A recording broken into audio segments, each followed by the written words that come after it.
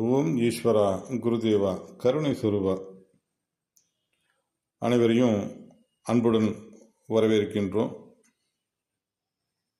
எல்லோரும் கொஞ்சம் சப்ஸ்கிரைப் பண்ணிக்கங்க. உள்ற போகலாம். ஓம் ஈஸ்வரா குருதேவா. மாமகரிஷி வேணுகோபால சுவாமிகளின் அருள் ஆசியும் அருள் சக்தியும் நாங்கள் அனைவரும் பெற அருள் புரிவாய் ஈஸ்வரா. அன்பு தாய்மார்களே, சகோதர சகோதரிகளே, நண்பர்களே, உற்றார் உறவினர்களே, தியானவழி அன்பர்களே, மகான்களே, ஞானி தவசிகளே, ஞானிகளே, உலக மக்களே, அனைவரையும் மனம் மொழி மெய்யால் வணங்குகின்றேன். எனது உயிரை கடவுளாகவும் எனது உடலை ஆலயமாகவும் வணங்குகின்றேன். அதுபோல உங்களது ஒவ்வொரு உயிரையும் கடவுளாக துதித்து ஒவ்வொரு உடலையும் ஆலயமாக மதித்து ஒவ்வொரு ஆலயமும் குரு காட்டிய அருள் வழியில அந்த ஆலயம் மகான்கள் காட்டிய அருள் வழியில் அந்த ஆலயம் புனிதம் பெற வேண்டும், அழியா ஒளி சரீரம் பெற வேண்டும், பெருவீடு பெருநிலை என்ற நிலையில் பெருன்ப பெருவாழ்வாக வாழ வேண்டும் என்று பிரார்த்தித்து உள்ளே செல்கின்றேன். அப்போ சிவத்தத்துவத்தை நாம் பார்த்து கொண்டுள்ளோம். சிவத்தத்துவத்தில் நாம் கடைசி பகுதியில் பார்த்த நிலைகள் திருக்கடையூரை பற்றி பார்த்துக்கிட்டு இருந்தோம். திருக்கடையூரில் அமிர்தகடேஸ்வரர், உடனுரை, அபிராமி. இந்த அபிராமிங்கிற நிலை என்னன்னு கேட்டிங்கன்னா நமது சர்க்குருடைய நிலைகள், அபிராமியுடைய நிலைகள். அபிராமி அந்தாதின்னு நீங்கள் அந்த பாடல் கேட்டிருப்பீங்க. அபிராமி அந்தாதியை உருவாக்குனது நமது குருவின் குருவாம் சர்க்குரு தேவர். அதனுடைய தன்மைகளில் தான் அடுத்தது ஈஸ்வரப்பட்டங்கிற நிலை அடுத்த நிலைக்கு வந்து தான் நமது தபோவனத்தை எல்லாம் உருவாக்குறாங்க அவங்க. சரி, இப்போ அந்த நிலைகள் நாம் பார்க்கும்போது அங்கே திருக்கடையூரில் என்ன செய்கிறாங்க? 60 கல்யாணம் சஷ்டியர்த்த பூர்த்தி, 70 கல்யாணம் பீமரத சாந்தி, 80 கல்யாணம் சதாபிஷேகம், இப்படி பண்ணிக்கிறாங்க. இப்போ என்னன்னு கேட்டிங்கன்னா இந்த 60 கல்யாணம் பண்ணக்குள்ள தான் அதை 3 காண்டங்களாக நாம் அதை ஞானிகள் பிரிக்கிறாங்க. எப்படி பிரிக்கிறாங்க அப்படின்னா, முதல் காண்டத்தை என்னன்னு கேட்டிங்கன்னா உயிராக, அதாவது புழுவாக தோன்றியதிலிருந்து இந்த மனிதனாக உருபெறும் வரைக்கும் ஒரு காண்டமாகவும், எல்லா நிலைகளையும் கடந்து அந்த வினையெல்லாம் சேர்த்து பரிணாமத்தில் ஒவ்வொரு நிலையையும் கண்டு மனிதனாக வரக்கூடிய நிலைகளை எப்படி மகா சிவன் ராத்திரி அப்படிங்கிற நிலை அங்கே உருவாகி அடுத்த நிலைகள் மனிதனுடைய 60 வயதை ஒரு காண்டமாக நிறுத்தி, அடுத்தது ஒளியின் சரீரம் சப்தரிஷி மண்டலத்தில் இந்த துருவ நட்சத்திரத்துடைய ஈர்ப்பு வட்டத்தில் 33 கோடி தேவாதி தேவர்கள் என்று சொல்லப்படக்கூடிய அந்த சப்தரிஷி மண்டலத்தில் இணைவது 3வது காண்டமாக நமக்கு கொடுத்துள்ளார்கள். இதனுடைய தன்மைகளில் பார்த்தோம்னா மகாசிவன் ராத்திரி நாம் கொண்டாடுறோம். ஏன் கொண்டாடுறோம், எதுக்காக கொண்டாடுறோம், அதனுடைய நிலைகள் என்ன அப்படிங்கிறது கொஞ்சம் பார்ப்போம். அதாவது சிவன் ராத்திரி அப்படின்னா என்னன்னு நம்ம முதல்ல தெரிஞ்சுக்குவோம். விண்ணில் ஒரு உயிரணுவானது சூரியனிலிருந்து உயிரணுவாக தோன்றவல்ல ஒரு அணுவானது என்ன செய்யுது? வியாழன்கோள் சத்து, செவ்வாய்க்கோள் சத்து, ஆண் நட்சத்திரத்தோட சத்து, பெண் நட்சத்திரத்தோட சத்து எல்லாம் மோதலாகி ஒரு உயிரணுவின் துடிப்பு என்ற நிலைகளை உருப்பெற்று இந்த பூமியின் ஈர்ப்பு வட்டத்தில் சிக்கி ஒரு கடலைச்செடி மீது, ஏதோ ஒரு தாவர இனத்தின் மீது, கடலைச்செடி மீது அது விழுந்து கடல் செடியில் உள்ள வெப்பகாந்தமும் இந்த உயிரணுவில் இருக்கின்ற வெப்பகாந்தமும் ஒன்றோடு ஒன்று மோதலாகி மோதலுடைய தன்மைகளில் அணு சிசு அணு திசுங்கிற நிலையில் அதனுடைய மலமானது என்ன செய்து உடலாக மாறுகிறது. அது கண்ணில்லாத ஒரு புழுவாக உருவாகிறது. அந்த உயிரானது என்னன்னு கேட்டிங்கன்னா வெப்பம், விஷம், காந்தம் என்ற நிலையில் ஆதிசக்தி, ஆதிலட்சுமி, ஆதி பராசக்தி என்ற நிலையில், அதாவது எலக்ட்ரான், நியூட்ரான், புரோட்டான் என்ற நிலைகளில் என்ன செய்து அப்படியே உள்ள போய் நடுமையம் போய் மோதுது, வெளியில் பிரியுது, நடுமையம் போய் மோதுது, பிரியுது. இப்போ அங்கே லைட்டு, அந்த ஒளி ஒளி வந்துக்கிட்டே இருக்குது, ஒளி வெளிச்சம், அந்த உயிரணுல எப்பொழுதும் ஒளி இருந்துக்கிட்டே இருக்கும். அந்த அவ்வளோ ஒரு அற்புதமான லைட் அந்த உயிரணுவில் அந்த வெளிச்சம் இருந்துக்கிட்டே இருக்கும். உயிரணுவுக்கு மிகப்பெரிய அந்த உயிரணு எதனுடைய நிலைகளில் இருக்குது அப்படின்னு சொன்னால், அதாவது சூரியன்லேருந்து வரக்கூடிய அந்த பாதரச கட்டு வந்து என்னன்னா ஒரு பெரிய கட்டு இருக்கும். அது ஸ்ரீசக்கரம் அப்படிம்பாங்க. அதுக்குள்ள நிலைகளில் நீங்கள் ஸ்ரீசக்கரத்தில் பார்த்தீங்கன்னா இந்த முக்கோண வடிவுகள் எல்லாம் போட்டிருப்பாங்க, படம் போட்டு காமிச்சிருப்பாங்க. அதெல்லாம் நல்லா உள்ள போய் பார்த்தீங்கன்னா தெரியும். அப்போ அதில் என்ன நமது உயிருடைய வடிவத்தை சொல்கிறேன். அப்போ அதில் வந்து என்னன்னு கேட்டிங்கன்னா, நம்மளுடைய நிலைகள் எப்படி அந்த உயிரணுடைய தன்மைகள் வந்து இருந்து அந்த உடலை பெறுகிறது, புழு என்ற நிலையில் உடலை பெறுகிறது. அந்த புழு என்ன செய்யுது, பரிணாமத்தில் ஒவ்வொரு நிலைகள்லையும் ஒரு வண்டு, ஒரு பட்டாம்பூச்சிங்கிற நிலையில் இப்படி ஒவ்வொரு நிலைகளில் சின்ன சின்ன பூச்சிகளாகவும், அடுத்தது ஒரு தவளை, பாம்பு, பறவை, ஆடு, மாடு, இப்படி ஒவ்வொரு நிலைகளில் பரிணாமத்தினுடைய தன்மைகளில் இன்றைக்கி வந்து என்னென்னு கேட்டிங்கன்னா, பன்றி, யானைங்கிற நிலையில் இன்னைக்கு மனிதனாக உருவாக்கி விட்டோம். அதாவது பல கோடி சரீரங்கள் எல்லாம் கடந்து இன்று மனிதனாக உருவாகிவிட்டோம். இந்த மனிதனாக உருவெறும் பொழுது மகாசிவன்ராத்திரி என்று அதற்கு பெயரை வைக்கின்றார்கள் ஞானிகள். மகாசிவன்ராத்திரி இன்னைக்கு என்ன செய்யணும்னா 6 கால பூஜை கொண்டாடுறோம். 6 கால பூஜை ஏன் கொண்டாடுறோம்? அப்போ ஒரு காலத்துக்கு 4 மணி நேரம், இந்த ஒவ்வொரு காலத்துக்கு 4 மணி நேரத்தை கொடுத்து என்ன செய்யணும், 24 மணி நேரத்தை கொடுக்குறாங்க. ஒவ்வொரு காலமும் ஒவ்வொரு நிலைகள் மாறும். எப்படின்னு கேட்டால், இந்த மனிதனுடைய உடலில் 1008 குணங்கள் இருப்பினும் எந்த குணத்தின் தன்மைகளில் நாம் சுவாசித்து அந்த உணர்வுகளை எடுக்கிறோமோ, அந்த 4 மணி நேரத்துக்கு ஒரு வாட்டி என்னன்னு கேட்டால் அந்த நிலைகள் மாற்றமாகிக்கிட்டே வரும். கூட குறைச்சி இப்படி வந்துக்கிட்டே இருக்கும். ஒவ்வொரு நிலைகளில் சுவாச நிலைகள் மாறும். அந்த நிலை அதனுடைய வெப்பத்தின் தன்மைகள் கூடும் குறையும். அந்த 4 காலத்துலேயும் வந்து என்னென்னா உச்சத்தை போய் அடைஞ்சு அப்புறம் அப்படியே மேலே போவோம். வெப்பத்தினுடைய தன்மைகளில் மேலே போய் மறுபடியும் கீழே இறங்கி இப்படி ஒரு சுழற்சியின் முறையில் அந்த 24 மணி நேரம் இருக்கும். இதில் வந்து என்னென்னு கேட்டால், பூமியுடைய தட்பவெப்ப நிலைகளுக்கப்போ அந்தந்த இடத்துக்கு நிலைகளுக்கப்போ குளிர், மழைக்காலம், குளிர்காலம், வெப்பகாலம் என்ற நிலைகளில் ஒவ்வொரு நிலைகளும் மாறும். அதற்கொப்பவும் என்னன்னு கேட்டிங்கன்னா இந்த 24 மணி நேரத்தில் எல்லாமே மாறுது.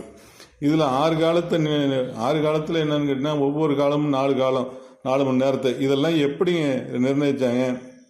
அன்னைக்கு பஞ்சாங்கத்தெல்லாம் எடுத்தோம்னு சொன்னோம்னா என்னென்னா, எல்லாத்தையும் இன்னைக்கு வந்து இந்த திதி, இன்னைக்கு இந்த நட்சத்திரம், இது இந்த நிலை, இந்த நிலைகளில் இங்கே சுழலுது அப்படிங்கிறதெல்லாம் எப்படி அறுதிட்டு அவங்க அதை நிர்ணயம் பண்ணி அதை வந்து பண்ணாங்கன்னா, அன்னைக்கு அஸ்ட்ராலஜிங்கிற நிலை மெய்ஞானத்துடைய தன்மைகளில் எல்லாமே அன்னைக்கு எல்லாத்தையும் ஞானிகள் எல்லாத்தையும் பார்த்து அதையும் குறித்து அதனுடைய தன்மைகள் எல்லாம் புரிஞ்சு வச்சு ஆரியப்பட்டருங்கிற நிலையும் நமது சர்க்குரு தான். அதாவது அந்த நிலைகள்லேருந்து என்னன்னு கேட்டிங்கன்னா, ஒவ்வொரு நிலையும் சர்க்குருடைய தன்மைகள் இந்த பூமிக்கு அவர் வந்து கிட்டத்தட்ட 1.5 கோடி ஆண்டுகள் ஆகுது. அந்த நிலைகளில் நம்முடைய குருவின் குரு ஈஸ்வரப்பட்டாய சர்க்குரு தேவர் தான் நம்முடைய அபிராமி பட்டராக இருந்தவர் தான் ஈஸ்வரப்பட்டராக உருவாகிறார். அடுத்த நிலைகளில் வருகின்றார். ஆக இதெல்லாம் என்னன்னு கேட்டிங்கன்னா, ஒவ்வொரு நிலையும் நாமளும் தொடர்பின் தொடர்பாக தான் நாம் வந்துகிட்டு இருக்கோம். அந்த மெய்ஞானத்துக்குள்ளே நாம் வர்றோம். பிறவியில்லா நிலை என்னும் அழியா ஒளி சரீரத்தை பெறணும்னு சொன்னால் சாதாரண விஷயம் இல்லை. இன்றைக்கி பக்தி மார்க்கத்தில் நம்ம சிவாலயங்கள்லாம் போகிறோம். சிவாலயங்களுக்கெல்லாம் போனால் 63 நாயன்மார்களை வரிசையாக வச்சுருப்பாங்க. நாம் என்ன செய்யணும்? ஓம் ஈஸ்வரா குருதேவா, இந்த அதாவது அப்பர் சுந்தர மாணிக்கவாசகர்லாம் பக்தியிலேயே ஒளியின் சரீரமானவர்கள். இப்போ எல்லாருமே ஒளியின் சரீரம் பெறணும். எங்கெங்கே ஏதாச்சும் 1-2 தொக்கிட்டு நிற்கிறதையும் நாம் என்ன செய்யணும்? அதற்கு நாம் அதுதான் அபிஷேகம், கும்பாபிஷேகம் பண்ணி அவங்க ஒளி சரீரம் ஆக்கிறது அந்த சிவத்துக்கு. அப்போ அந்த 63 நாயன்மார்களையும் 63 நாயன்மார்களையும் பார்த்து நாம் என்ன பண்ணணும்? அப்போ இந்த மகான்கள் அனைவரும், ஞானிகள் அனைவரும் அந்த சப்தரிசி மண்டல ஒளி அலைகளில் கலக்க வேண்டும். உடல் பெறும் உணர்வுகள் கரைய வேண்டும். அழியா ஒளி சரீரம் பெற வேண்டும். பெருவீடு பெருநிலை என்ற நிலையில் பேரின்ப பெருவாழ்வாக வாழ வேண்டும். ஈஸ்வரா குருதேவான்ட்டு இப்படி ஒரு பிரார்த்தனையை நாம் அப்பப்போ எடுத்துக்கணும்.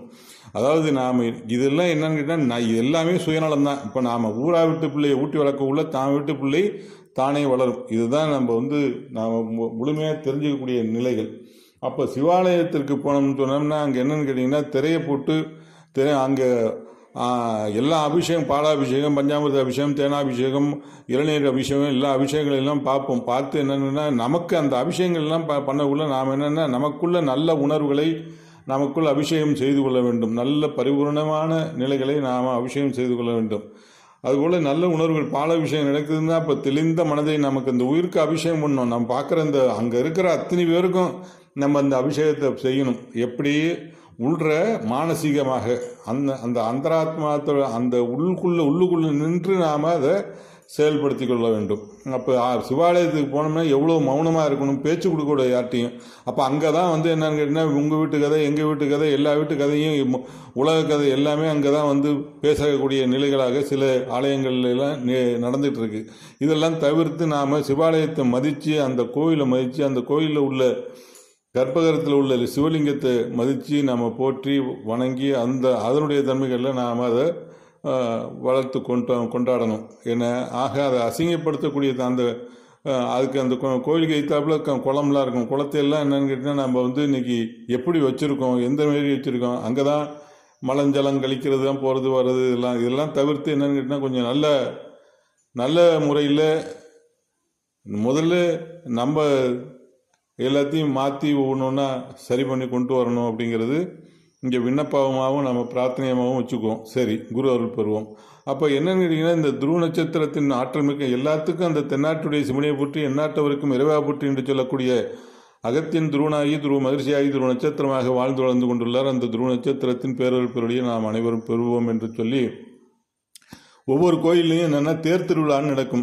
இப்போ பூரி ஜெகநாதர் கோயில்லையும் தேர் திருவிழா நடக்கும். இங்கே திருவாரூர் ஆழித்தேருங்கிற நிலையில் நடக்கும். இதெல்லாம் எதுக்கு காமிக்கிறாங்க அப்படின்னு சொன்னால், அப்போ அந்த தேரோ மிகப்பெரிய தேர் உடல், நம்ம உடலை எப்படி காமிச்சிருக்காங்களோ, உடலில் எப்படி இந்த உயிர் எவ்வளோ சின்னதாக இருக்கோ அதுபோல் தேரை பெருசாக காமிச்சு அந்த தெய்வ சிலை சின்னதாக இருக்குது. ஆனால் சின்னதாக இருக்குது, ஆனால் சக்தி அதிகம். அப்போ அந்த தென்னாட்டுடைய சிவனை போற்றி எந்நாட்டவருக்கும் விரைவாக போற்றி என்று சொல்லப்படக்கூடிய அந்த துருவ நட்சத்திரத்தின் பேராற்றல் பேரருள் பெரிய நாம் எல்லாரும் கவர்ந்து எடுக்கணும்னா ஒருத்தரால் எல்லாம் எடுக்க முடியாது. அப்போ ஊர் கூடி தேர் இழுக்கணுங்கிற நிலை தான். அப்போ சைவ சித்தாந்தத்தினுடைய தன்மைகள் எல்லாத்தையும் உருவாக்கியவர் எல்லாமே நமது அகத்திய பெருமானார் தான். அந்த தன்மைகளில் நாம் என்னென்னு கேட்டால் சூட்சம நிலையில் இருந்துக்கிட்டு செயல்படுத்திகிட்டு இருக்காங்க. அப்போ ஒவ்வொரு நிலைகள்லையும் நம்ம வேதத்தினுடைய தன்மைகள் எல்லாமே என்னன்னு கேட்டிங்கன்னா அப்படி தான் வரும். ஏன்னா இது எல்லாத்தையும் எல்லோரும் ஊர் கூடி தேர் இழுக்கணுங்கிற நிலையில் என்னென்னா எல்லோரும் சேர்ந்து ஒன்று கூடி ஆரூரா தியாகராஜா எடுப்பாங்க இங்கே திருவாரூரில். இதுமாரி ஒவ்வொரு ஊர்லேயும் அந்த தெய்வத்தின் திருநாமத்தை சொல்லி நாம் எடுக்கக்குள்ளே ஓமீஸ்வரா குருதேவான்னு சொல்லிட்டு அந்த உயிர்கிட்ட போய் நாம் அதை வேண்டணும். வேண்டி அந்த சிவசக்திங்கிற நிலையில் அதை எடுத்து நமக்குள் அந்த உணர்வுகளை நமக்குள் செருகி அந்த உயர்ந்த நிலைகளை நாம் பெற வேண்டும். அதுபோல் என்னென்னு கேட்டிங்கன்னா அண்ணாமலை உண்ணாமலைன்ட்டு அங்கே திருவண்ணாமலையில் போட்டு காமிப்பாங்க. அந்த சிவாலயத்தில் போடக்குள்ளே என்னன்னா அண்ணாமலைன்னா என்னங்க, அப்போ திருவண்ணாமலை, திருங்கிறது உயிர், இந்த திரு அண்ணாமலை. அப்போ அந்த அண்ணாமலையில் இருக்கக்கூடிய அந்த உயிரான ஈசனுக்கு தான் திருவண்ணாமலை அப்படிங்கிற திருவண்ணாமலை அப்படின்னா எல்லா கலர்ஸும் அதில் இருக்கும். அவ்வளோ வண்ணங்கள் நிறைந்து திருவண்ணாமலை, திருவண்ணாமலை. அப்போ அந்த நிலைகளில் அங்கே உயிரில் என்னென்னு கேட்டிங்கன்னா அவ்வளோ பெரிய நிலைகளை அங்கே காமித்து உண்ணாமலை அப்படிங்கிறது நாம் தீமை என்ற உணர்வுகளை நாம் கவராத வண்ணம், அதாவது வேதனை, வெறுப்பு, சஞ்சலம், நம்ம உடலில் 1008 குணங்கள் இருக்கக்கூடிய தன்மைகளில் இப்போ வேதனை, வெறுப்பு, சஞ்சலம், சலிப்பு, கோபம், குரோதம், ஆத்திரம், பதட்டம், பயம் என்ற இந்த தீமையான உணர்வுகளை நாம் உண்ணாமல் இருக்க வேண்டும். அப்படி உண்ணாமல் இருப்பதற்கு தான் அப்படியே உண்ணிட்டு அதை சுவாசத்தினுடைய தன்மைகள். நம்ம சாதாரண மனிதர்கள் தானே, எங்கேயும் போவோம், என்னது வருவோம், அப்போ அதை சுவாசம் பண்ணுவோம், நமக்குள்ளே உள்ள போயிருக்கோம். அப்போ தான் என்ன செய்யணும், கிரிவலம் வருவாங்க. அப்போ கிரிவலம் வரணுங்கிறது எப்படி வரணும், அப்போ இந்த உயிரை இந்த இரத்த நாளங்களில் அந்த ஜீவ அணுக்கள், ஜீவ ஆன்மாக்கள், நாம் நுகர்ந்த உணர்வுகள் அனைத்தும் ஜீவ அணுக்களாகவும் ஜீவ ஆன்மாக்களாகவும் உடலாக மாறுது. அப்போ இது என்னன்னு கேட்டால் அந்த ஜீவனுக்களுக்கு ஆன்மாக்களுக்கும் துருவ நட்சத்திரத்தின் பேராற்றல் பேரொழி எடுத்து கொடுத்து அப்போ தான் நினைவுக்கு வரும். நம்ம கிரிவலம் வர நைட்டு வந்து ஒரு 10 நிமிஷம் 15 நிமிஷம் 10 நிமிஷம் போதுமானது.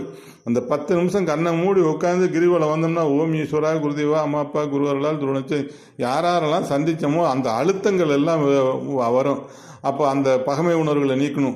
குருவர்களால் அவங்க நல்லா இருக்கணும், அவங்களை அறியாத சிந்தை இருள் நீங்கணும், அவங்க என்ன நினைக்கவில்லை நான் அவங்கள நினைக்கவில்லை, நல்ல மனம் பெறணும், நாங்கள் ராசியாக இன்னும் குருவர்களால் எல்லாம் நம்ம இதை சொல்லக்குள்ளேயே என்னன்னு கேட்டிங்கன்னா ராசியின் தன்மைகள் உருவாகும்.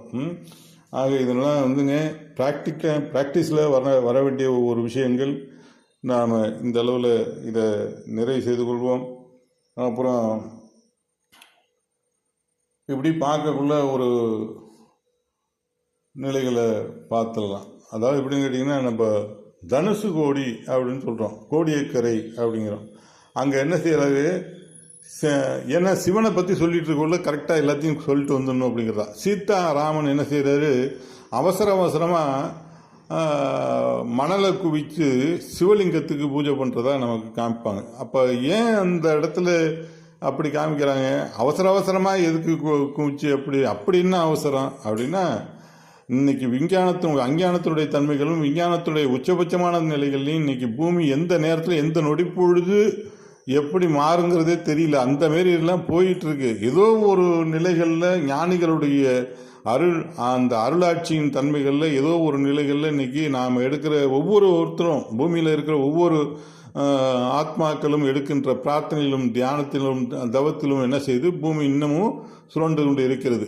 என்ன இப்போ இதெல்லாம் வந்து எப்படின்னு கேட்டிங்கன்னா, அங்கே அவசரங்கிறது என்னன்னு கேட்டிங்கன்னா, கிடுகிடுன்னு இந்த விஞ்ஞானத்தினுடைய தன்மைகள்லாம் அவசரம் ஆயிடுச்சு, நேரம் ஆயிடுச்சு, நாம் விழுந்து போய் சப்தரிஷி மண்டலம் அடையணும் அப்படிங்கிறதுக்காக தான் சப்தரிஷி மண்டலம் அங்கே கோடியக்கரையில் வந்து சப்தரிஷி மண்டலம் மிக அற்புதமாக தெரியும். ஏன்னா சப்தரிஷி மண்டலம் நேரடியாக பார்க்கலாம். காலையில் அந்த 3 மணிலேருந்து நல்லாவே பார்க்கலாம். அப்படிங்கிறதுலாம் நம்ம வடதுருவத்திலே நம்ம இப்போ துருவ நட்சத்திரத்தையும் சப்தரிஷி மண்டலத்தையும் பார்க்கலாம். அங்கே இன்னும் நல்லா பார்க்கலாம். ஏன்னா இப்படி ஒவ்வொரு நிலையில் அங்கே கொடுத்துருக்காங்க. அப்போ அந்த கோடியக்கரையில் ஏன் வந்து சீதாராமன், சீதாங்கிறது சுவை பூமியில் சீதா பிராட்டி வந்து பூமியிலிருந்து உருவானவள், நெருப்பிலிருந்து உருவானவள், அந்த பூமியிலிருந்து உருவானவள்.